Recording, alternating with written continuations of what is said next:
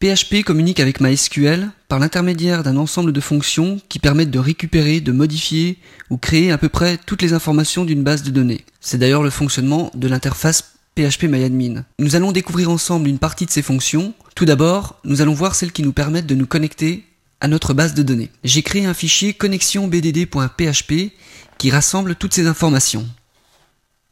Dans ce fichier, je commence par définir des constantes qui vont être réutilisées tout au cours de mon programme. Je vais avoir besoin du nom de mon serveur, de son mot de passe, de l'adresse de mon serveur et du nom de la base de données. Dans le cas ici de mon serveur local, les informations pour le nom de serveur sont root. Je n'ai pas de mot de passe, donc je le renseigne par une chaîne vide. Ici, le chemin local de mon serveur et ma base de données, base simple. Si vous travaillez avec un serveur distant, toutes ces informations vous seront communiquées par votre registrar. Vous aurez juste à remplacer les valeurs de ces constantes. La première chose que nous allons faire, c'est nous connecter au serveur grâce à la fonction MySQL pconnect. Cette fonction prend 3 paramètres, le serveur, le nom du serveur et le mot de passe. Cette fonction retourne un identifiant de liaison ou le message false. Nous allons récupérer ce que retourne cette fonction dans une variable que nous avons appelée connexion. Car cet identifiant de liaison est utilisé dans beaucoup d'autres fonctions de PHP et nous allons en avoir besoin. Puis nous allons tester cette connexion grâce à l'opérateur point d'exclamation qui inverse la valeur d'une variable. Ainsi, si notre connexion est bonne, la valeur inverse de connexion sera false. Nous ne rentrerons donc pas dans cette condition. Et donc nous sauterons cette condition.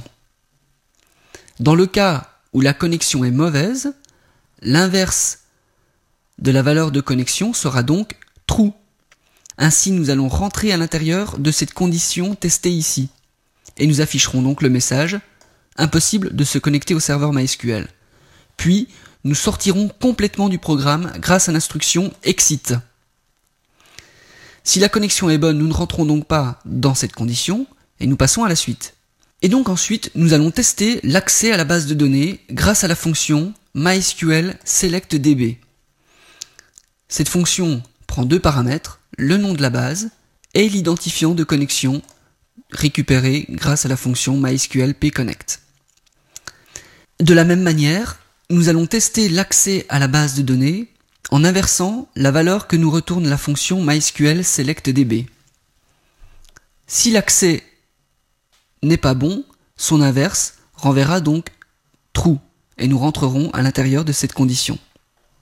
Nous afficherons donc un message d'erreur, impossible de nous connecter à la BDD, et encore une fois nous allons demander à sortir complètement du programme grâce à l'instruction exit.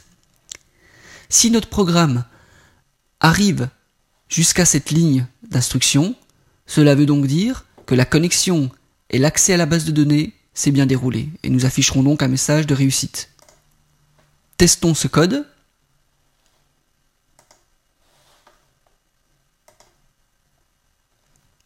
Pas de problème, nous arrivons bien à nous connecter au serveur et à accéder à la base de données.